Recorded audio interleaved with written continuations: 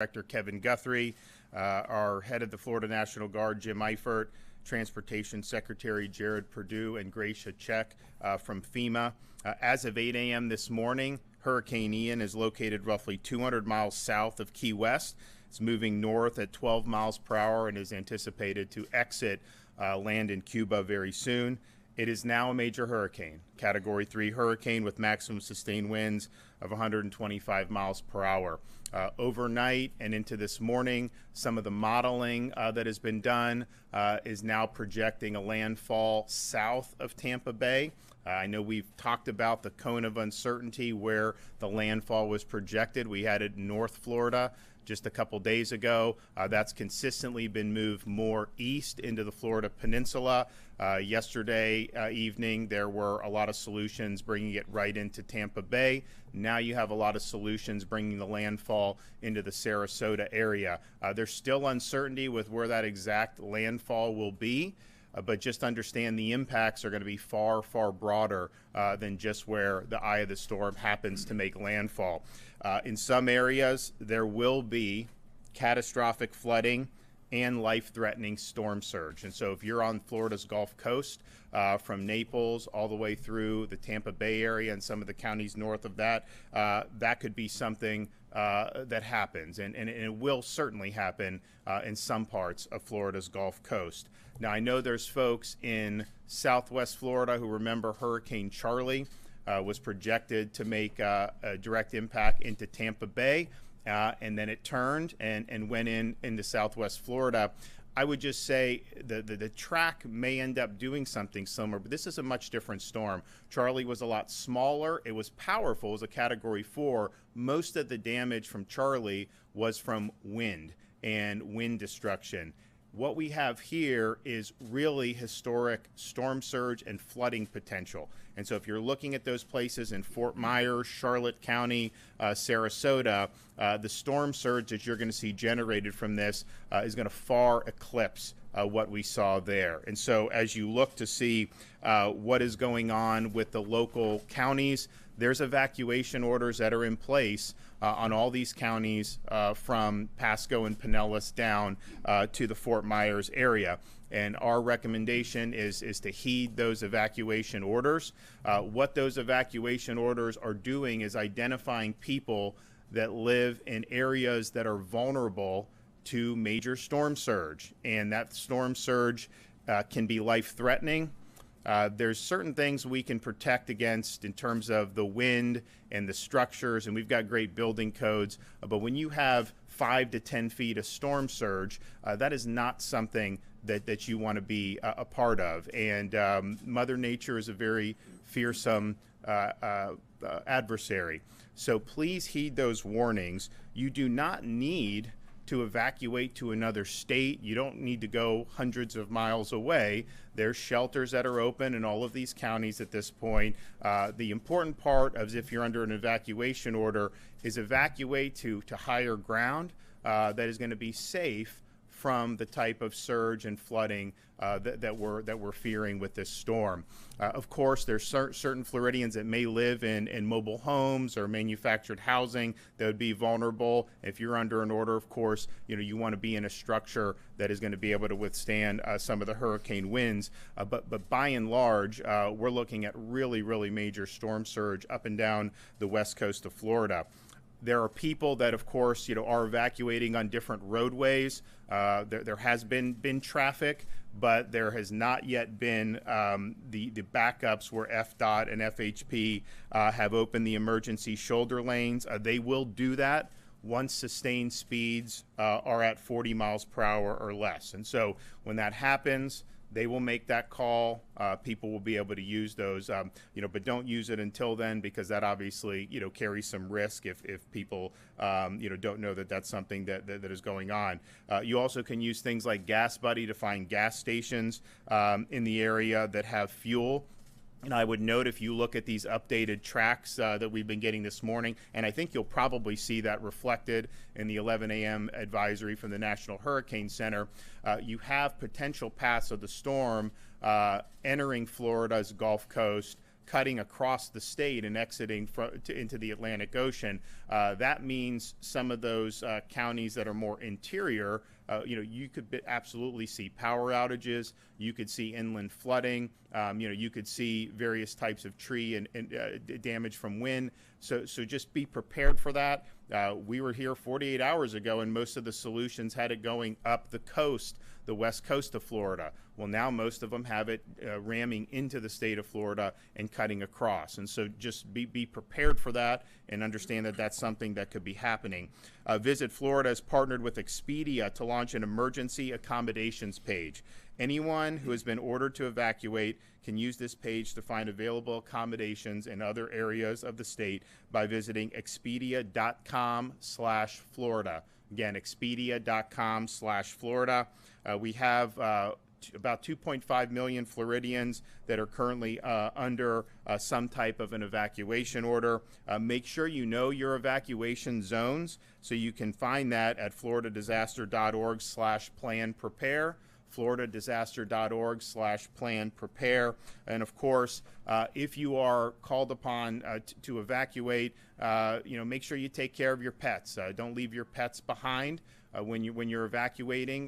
There's pet-friendly shelters. There's things that can be done to take care of pets. We want to make sure. So there is information about planning for your pet at floridadisaster.org/plan-prepare. We want to make sure that we're taking care of our friends. To find shelters, again, visit floridadisaster.org/shelters. floridadisaster.org/shelters. Most of these counties are going to have shelters within the county that are in higher ground. The buildings are going to be hurricane proof. They're going to be able to withstand a Category 3 hurricane in terms of the winds, but it's going to put you in a situation where you're not going to be vulnerable to the effects of the storm surge and the effects of the flooding. We have, of course, suspended tolls starting yesterday to assist people who may be moving around the state and following evacuation orders. You can look at those facilities at fdot.gov that list them. We may add more if there's a need to do that as the storm impacts other parts of the state, and we will make that announcement at the appropriate time. We have 26 school districts that have announced school closures, and you may very well have more as the track becomes more certain. If you want the most updated school information, go to fldoe.org/storminfo, fldoe.org/storminfo. We have 5,000 National Guardsmen that are activated. We've got 2,000 additional Guardsmen from other states, and I know Jim's been talking with other states, to help us with even more assets. We do have our urban search and rescue teams activated. We have 3 additional teams on standby, ready to deploy. Our FWC has officers placed in every county in anticipation of heavy rains and flooding. And you will see heavy rains in parts of the state that are not necessarily on Florida's Gulf Coast. We also have high water vehicles and shallow draft boats that are ready for immediate deployment to the affected areas. We also have FWC's aviation section placed on standby, and it's ready. All appropriate aircraft are ready for deployment for search and rescue and post-storm damage assessments as needed. FHP has implemented their 12-hour shifts. They've mobilized additional state troopers to the Gulf Coast. And, of course, our partners in the U.S. Coast Guard are standing by and are able and willing to assist. We do report today 100% of operating long-term care facilities do have a generator on site. Of course, we have a state of emergency for all 67 counties. We are going to keep that in place. I think if you look at the tracks that have come out this morning, the chance that you have major impacts in Northwest Florida, of course, have declined. But we also understand there's going to be people that are going to be evacuating, and we want to give every county flexibility to help their fellow Floridians. We have issued the waivers of weights for commercial trucks. We want the fuel and the resources continuing to come into the state. We've spoken with our partners there. They're going to keep doing it until it's no longer safe to do so, because they understand how important it is. We do have emergency refills of maintenance prescriptions. Those are authorized for another 30 days. And we now have 28,000 across the state between our investor-owned utilities, our municipal utilities, and our rural electric co-ops. More than 28,000 linemen are staged for power restorations across the state of Florida. And we understand as the storm hits and passes, the need to be able to restore power as soon as possible for as many Floridians as possible. Make sure you're executing your plan. This is imminent. We appreciate everybody in our counties who've worked very hard to execute their plans. Kevin will talk a little bit more about from the DEM perspective, but we've had about 500 requests for assistance from our counties. The state has fulfilled 466. Some others are on the way, and some will be fulfilled. They just can't be fulfilled until the storm actually hits. We mentioned sending medical professionals to Hillsborough County Special Needs Shelters. We sent another 120 to surrounding counties. We do have our logistical staging area in Polk County, and we will have additional staging later today. 300 ambulances supporting special needs evacuations have been deployed. Hundreds of generators and pumps have been staged, primarily in the Tampa area. And of course, pre-landfall food and water has been staged for Tampa Bay region. Now, as the track has moved a little bit more to where you have potentially greater impacts in Southwest Florida. I mean, we knew you were going to get storm surge all along. I mean, it's just the nature of a storm this big. However, Kevin is going to be mobilizing more resources to be able to assist those counties in the southwest portion of the state of Florida.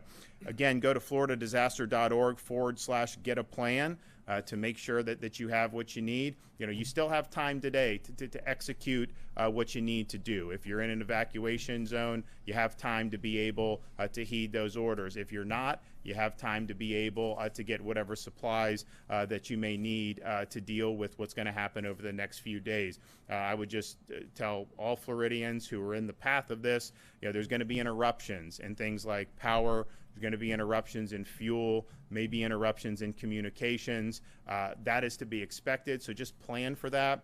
And of course, all these resources are mobilized to try to restore the services as quickly as possible once it's safe to do so. Safety is paramount. When you're talking about storm surge like this, when you're talking about historic flooding, that water is a very, very difficult adversary. You do not want to put yourself in harm's way unnecessarily. So if you're ordered to evacuate, that's a decision based off what we're seeing with this storm, what your local officials are seeing with the storm, and the potential impacts that could have on your part of the state of Florida. And doesn't mean you need to go all across God's creation to evacuate. Just get to the higher ground, get into a safe structure. We have shelters open in all those counties now at the county level, and we would encourage people to do that. Once the storm passes, you could be able to get back in your home. We'll be able to assess whatever damage may have occurred and be able to make the necessary improvements and rebuild. But we can't unring the bell if you stay and you end up getting washed away with a historic storm surge or get caught in really, really significant flooding. So Kevin Guthrie is going to say a few words, and then we're also going to have Jared Perdue from FDOT give an update on the traffic situation. Thank you, Governor, and good morning. I'm going to start with a bullet point that I actually don't have because it was just sent to me, but the National Hurricane Center is now predicting that landfall will be Venice in 35 hours at 125 miles an hour. So again, Venice in 35 hours at 125 miles an hour, making that a major Category 3 landfalling hurricane. We currently have more, as the Governor mentioned, we currently have more than 500 active mission requests from our local partners, and we are working diligently to ensure that all the needs are met. The Governor already mentioned that we are starting to move additional contract staff and additional resources into the Southwest Florida area. We do have the 5 urban search and rescue teams that are on standby, and we are moving those again around the state of Florida. I think it's very important to say that Tampa Bay region, you are not out of the woods yet. There is still going to be a storm surge event in the Tampa Bay region. We're waiting on that data to come in to see what those actual numbers are going to be, but you need to continue to heed the warnings that are in place for Pinellas, Tampa, Manatee, Hillsborough. Do not return yet if you have evacuated. Residents can expect power due to anticipated impacts from the storm statewide. We do have telephone companies on standby. We have the big three wireless companies here in our EOC with us. Floridians should be prepared and have a communications plan in place with their families on how they plan to communicate after the fact. During previous hurricanes, the cell towers did go down. We expect them to go down in this particular event. Residents should have alternate ways to communicate with friends, loved ones, and family. It's also important to remember when an evacuation order is issued, you may only need to evacuate tens of miles, as the governor has mentioned already, instead of hundreds of miles. Many people in the Southwest Florida area, your best bet is going to be evacuate across the state. Just go straight across the state to Broward, Miami-Dade, Palm Beach. Do not try to go north. That will certainly help the secretary from DOT to help manage that traffic. Do not go north. Go straight across over to Southeast Florida. Residents should take the time now to determine if they live in an evacuation zone. Again, that is available at floridadisaster.org/KNOW or /plan prepare, as the governor has already mentioned. I want to take a moment we've had some calls come into our call-in center. It is not the FEMA flood site.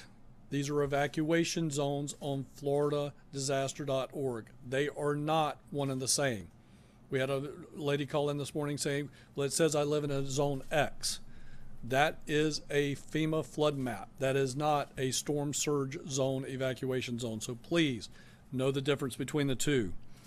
Keep gas and battery tanks at least half full throughout the entire season, especially in this event.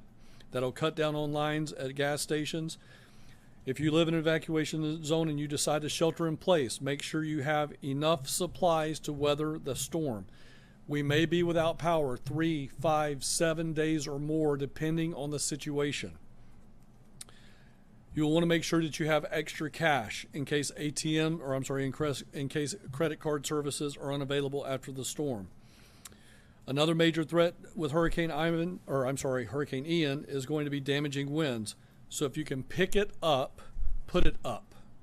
Again, if you can pick it up from your yard, put it up. Secure those loose items in your yard. Take the time to clear all that potential debris. Bring in furniture.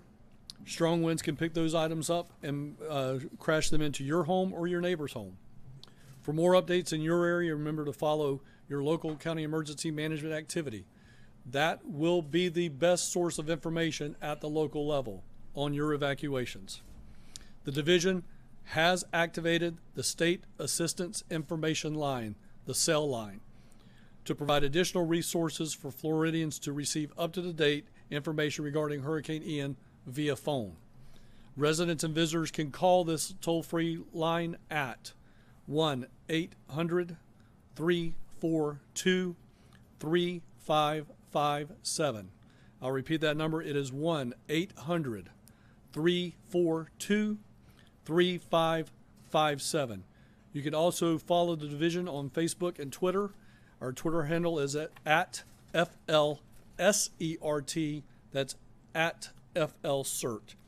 If you have any additional information that you need, you can always go to our floridadisaster.org website /info. Governor, again, thank you very much for your leadership in this situation. Great. Jared? Yes, thank you, Governor, and good morning. As the Governor mentioned, toll suspensions are still in effect for listed facilities focused on the coastal areas. We are going to continue to monitor the situation and will potentially enact more as deemed appropriate. You can go to fdot.gov for more information on that. FDOT road and bridge contractors have suspended operations on active construction projects within the projected path of Hurricane Ian. These projects are performing activities such as lowering crane booms, high mast lighting, securing barges, clearing traffic control devices, and checking drainage systems. Contractors are also opening all travel lanes and removing non-critical barricades to aid in evacuations. For bridges in the potential impact area, once wind speeds increase beyond 40 miles per hour, we coordinate very closely with FHP and local law enforcement and stop traffic from crossing bridges for the safety of the traveling public. FHP will be closely monitoring wind speeds on critical bridges such as the Sunshine Skyway Bridge. FDOT is staging resources nearby to perform critical road and bridge inspections after the storm. in order to resume bridge usage as soon as it is safe to do so. Typically, inspections are performed and we prioritize coastal bridges and move inland. For example, in the Tampa Bay area, Howard Franklin, Sunshine Skyway, Courtney Campbell, Gandy Boulevard, and Pinellas Bayway would be those priorities. Additional resources are being staged strategically in safe locations in close proximity to the projected path to allow for quick implementation following the passage of the storm. FDOT is activating specific emergency and pre-event contracts and also road clearance contracts to expedite roadway openings after the storm passes through.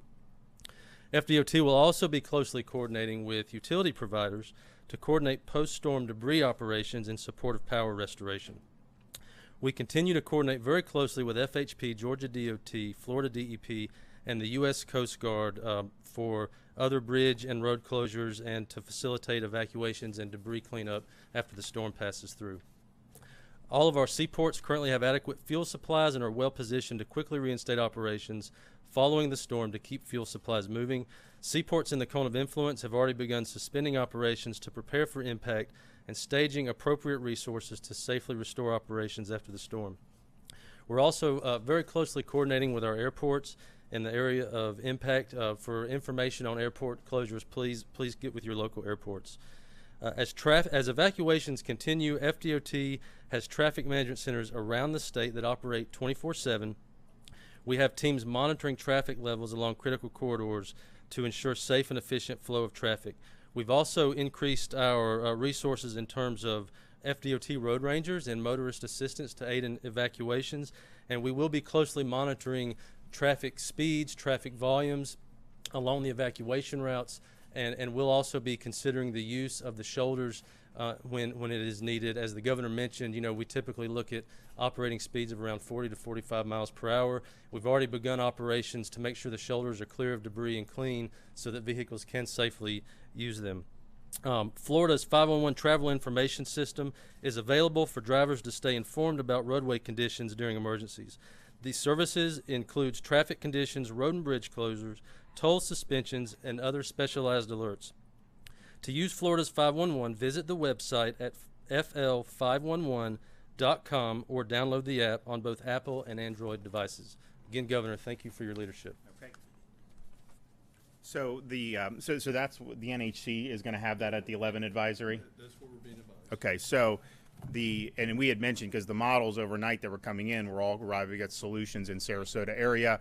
The National Hurricane Center's 11 a.m. advisory will confirm that with a landfall in the southern part of Sarasota County. Now again, this thing is just getting over Cuba. I mean, there could be more wobbles, and so the idea that the eye is no longer projected to hit Tampa Bay directly does not mean that you will not have major impacts in Tampa Bay. Does not mean that you can't see a wobble going a different direction. I will say, just having watched these runs over the past 96 hours or so, you are seeing the models really, really push more east. And so if you have an impact into a place like Venice, that is going to be a lot of inundation, a lot of surge in places like Charlotte County, places like Lee County, of course Sarasota as well. But what that will also do is likely bring it to cut it across the state of Florida. And so there's different models on that, but a lot of them now have it cutting across and going out into the Atlantic Ocean. So if you're in some of those interior parts of the state of Florida, from kind of up I-4 almost, and some of those things, just anticipate. Now, it's not going to be a Category 3 hurricane by the time it gets to you, but anticipate interruptions, anticipate wind, anticipate a lot of rain. And of course, we have rivers and waterways all throughout the state of Florida, including the interior, that are in danger of overflowing under those circumstances. And so just continue to watch the weather wherever you are in the state of Florida. Heed the advice of your local officials, but this is definitely something that is getting closer and closer. And so act now to do what you need to do to protect yourself and your family. Okay, any questions? Yeah, Governor, worst case scenario, and I think you may have seen Jeff Brandis make some calculations about the insurance impact that citizens could be, which covers 25% of Tampa Bay area, could be, paying out $10 billion. The total cost just for the Tampa Bay area could be $40 billion. Is there some contingency plan in place beyond what the legislature and you approved, to lower the hurricane catastrophe cap? We'll address it. You might use, I mean, we'll address. I mean, we have a cat fund that's flush. We put another $2 billion into kind of an added layer of protection. I would say, though, we are looking at a lot of flood claims. I'm not saying there's not going to be wind damage. I mean, it's a hurricane, so you're likely to see that. But when you're talking about things like Tampa Bay, the danger and why Tampa Bay is so fragile in terms of these types of storms and why people have said that's the one place in Florida that could have the most damage is because that water's got nowhere to go in Tampa Bay. And so you end up with surge, you end up with flooding. In that Tampa Bay area, we have close to 1 million flood policies under the National Flood Insurance Program. We've got about 15,000 private policies. And so most of that is going to end up being an issue for that. Now, of course, there's more that I want to do in terms of the wind insurance, and that'll be something that we're going to address. I mean, look, at the end of the day, we've got to make sure folks are taken care of, and so we will do that, whatever we need to do. Could you give us an update on the nursing homes? I mean, how many nursing home residents have been evacuated across the state, and is there an update on how compliance is going? We're hearing about power outages with the ACA rule compliance. So right now it's 100%. So the 100% are reporting generators on site, and we're happy about that. Kevin, do you want to talk about? I know they've done it in the Tampa Bay area. Sure. Pinellas County mentioned yesterday that they are evacuating somewhere around the neighborhood of 90 hospital ALFs and nursing homes. We've got similar numbers into the south of the Bay. Obviously, Manatee County doesn't have that many, but all of those counties are getting compliance with evacuation orders. And when and if we have challenges, obviously Secretary Marcella makes some phone calls and we get compliance. So we're getting 100% compliance right now out of the ALF medical nursing home industry. And again, they're heeding the evacuation orders. They're evacuating. But again, the good news story here, really good news story, is we have 100% compliance with the generator rule. And Kevin will be moving. I think you already are in the process of surging more of the ambulances down to Southwest Florida. Obviously, we've had a lot staged in Tampa Bay, and there will still be support there. But as you look at the track shifting further south, there's going to be more needs there as a result. And so Kevin is doing that, and I think that's good. As you know, in southwest part of the state of Florida, I mean, we've got a lot of elderly residents, not just in ALFs, but certainly we've got a lot of those facilities in counties like Collier, Lee, and Charlotte. Yes, sir. Maybe a broad question. Do you have a guesstimate on how many people are in these areas that are going to be impacted by the up to 10 feet of storm surge and we need to be evacuated? I mean, do you have a count of like maybe thousands, millions of people? Well, there's under the current evacuation orders, which are probably Pasco down to Collier, would you say? Well, we have not run the numbers on the Fort Myers. Okay, so but I mean, but it's over 2 million. Yeah, and so and again, this is not necessarily saying you have to evacuate to another state. It's not saying you have to go to Miami. It's not saying that all those counties have shelters within their counties. The instruction is you're in a vulnerable area to storm surge or flooding, evacuate to higher ground. And if you evacuate to higher ground in a structure that is sound, you're going to be fine. And that's something that we just want people to know. When they say evacuate, that doesn't mean keep traveling until you have no chance of being rained on or have no chance of having any. You don't need to do that. Obviously, it's a free country. People can get in the car and do what they want, but that's not what it means. The impacts as it gets into the state of Florida, if you are not in a low-lying area and you're in a structure that is sound, you're going to be okay when you do that. And so this is Charlie back in I guess 2004. That was like kind of a buzzsaw. It was a Category 4, a lot of wind damage, really destructive in terms of what it did in Southwest Florida. Of course, people thought it was going to hit Tampa, and then it shifted. Obviously, if you have a Cat 3, people say maybe it was we were hoping it was gonna weaken before it hit landfall. The problem is the further east it's gone, the less time it has to weaken.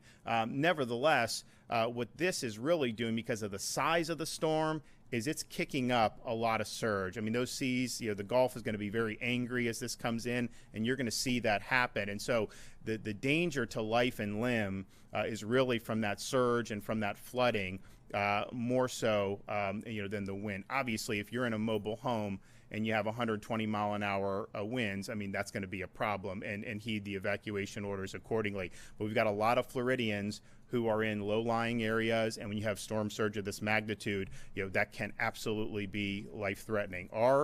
We want everyone to be safe. Of course, if there's need for search and rescue, we've got resources. The counties have great resources. The state, National Guard, other states are helping, and we will do that. But just keep in mind that when you're doing that, those first responders are put at risk by going into those situations. So if you can avoid that at the front end by getting to a safer position, that is obviously going to be good, not just for you, but it's also going to be good for the people that may be called upon to go into harm's way. Can you give us an update on the fuel supply? This may be a question for Secretary Perdue, but have y'all considered making all of the lanes eastbound out of Tampa? So I'll let him amplify that, but basically that issue has been studied by the department over about 10 years or so, and what they have determined is that it's more efficient to just expand into the emergency lanes and the shoulders and open those up for more traffic rather than try to make everything going in one direction. I think part of the issue is we need to access it in the other direction to help people and to bring in supplies, but I'll let Jared talk more about it. Yeah, absolutely. What you're referring to would be what we call contraflow, and we have done many studies, and we actually have proven that using the shoulder for emergency evacuations is a successful way to do it. You do need the other side of the facility for continued access for first responders and life safety missions. So, yeah, so we have successful examples of that, and we'll be closely coordinating throughout to make sure traffic continues to flow. And he's going to look. I mean, they will open those lanes once you have less than 40 miles per hour sustained traffic flow, and the places where that would happen would of course be I-75 north out of the Tampa Bay area or in Sarasota, but also I-75 going across Alligator Alley, and then of course I-4. Someone was showing some stuff about there's some traffic on I-4 last night, and so they're watching that. It has increased. Although I think most Floridians who are familiar with Central Florida know you could be between Tampa and Orlando on I-4 and run into traffic really at any hour of the day. But they are sensitive to that. They will open that up to be able to increase the flow. And basically, as soon as that under 40 happens, then they will do it. But by and large, we've seen an increase on the roads, but you still have flow, and that's monitored on a minute-by-minute basis. Are there areas where there are shortages? Is everything in terms of like fuel supply? Fuel supply, Kevin, you want to address that? I know technically the ports fall under Secretary Perdue, but we did talk to the Ports Council Executive Director, and everything is topped off. Now, at 8 o'clock this morning, West Coast ports were closed by the U.S. Coast Guard, but the port is not closed. It's closed to sea traffic. It is not closed to the fuel racks. So we can still keep getting fuel from those tanks and get that back out into the market. And we're still doing that. That's happening right now at every port on the West Coast, but we are officially closed. But before they closed, they topped everything completely off. And just, as people, of course, the fuel, keep that flowing, get the power back on. I mean, people are going to want to go back to their homes. I mean, there's a lot of people that have been evacuated in, say, Pinellas County. There's more evacuations all the way down the Gulf Coast. When the bridges reach a certain sustained wind, 40 miles an hour that FDOT will alert local law enforcement, and they will stop access to the bridge because it's not safe as you get above that. Once the storm passes, the bridges will be open, but they will be evaluated for integrity and safety, because you don't want, if there's something that happened, to put people over bridges that aren't safe. So if you're thinking about someplace like the Tampa Bay area, you have Courtney Campbell, you have Howard Franklin, Gandy, you have Sunshine Skyway. Those are going to be inspected. Jared has people ready to go. The Army Corps has people ready to go. We understand that's a priority, but we also want to make sure that it's safe.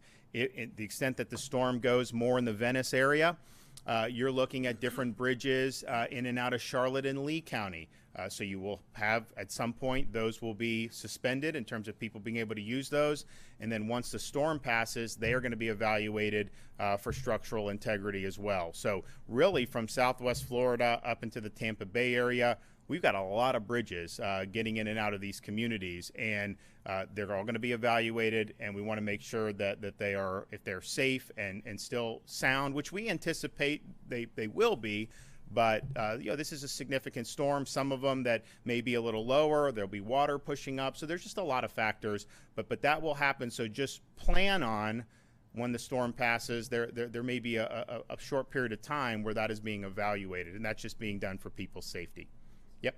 Sort of a morbid question, but with the reality of this being a rainstorm and there being flooding and of course drownings and whatnot, I don't know if the state has given any estimate of how deadly this storm is going to be, given those sort of... I think it's hard to say. I mean, I think that the people that, when your local emergency officials are instituting an order for evacuation, the purpose of that is to protect people's lives.